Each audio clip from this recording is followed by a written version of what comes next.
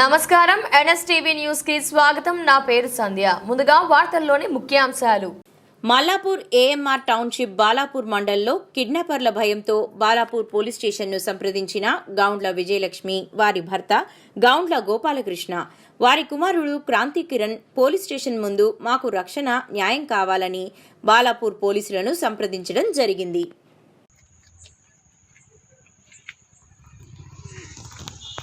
గోపాలకృష్ణ, మా మదర్ పేరు వచ్చేసి గౌండ్ల విజయలక్ష్మి.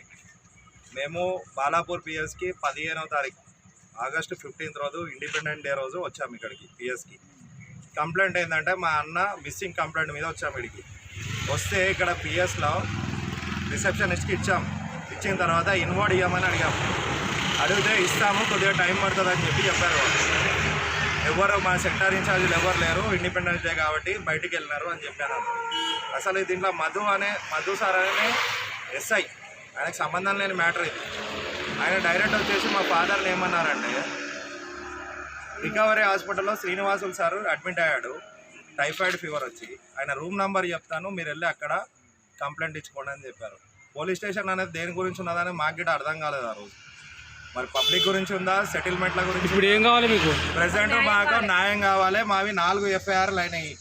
మిస్సింగ్ కేసు ఒకటి, తర్వాత వచ్చేసి గ్యాంగ్స్టార్ వరలక్ష్మి మీద, తర్వాత వచ్చేసి కంప్లైంట్స్ అన్ని పెండింగ్ ఉన్నాయి మావి. ఎందుకు ఎఫ్ఐఆర్ చేస్తలేరు? కంప్లైంట్ తీసుకున్నాకనే డిస్పోజ్ చేస్తున్నారు. కనీసం ఇంటికి వచ్చి ఎంక్వైరీ కూడా చేస్తలేరు అక్కడ ఏం జరిగిందని చెప్పేసి.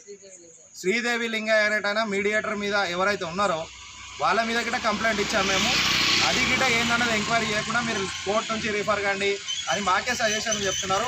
ఇక్కడ సిఐ భూపతి సార్, తర్వాత నాగరాజ్ సార్, తర్వాత యూసుఫ్ సార్, తర్వాత వచ్చేసి శ్రీనివాసులు సార్, ఎవ్వరు కానీ పట్టించుకుంటలేదు. ఇక్కడ ఏది ఉన్నా కానీ డబ్బులు ఇస్తే పని అవుతుందట, అంతకు మించి పని కాదట.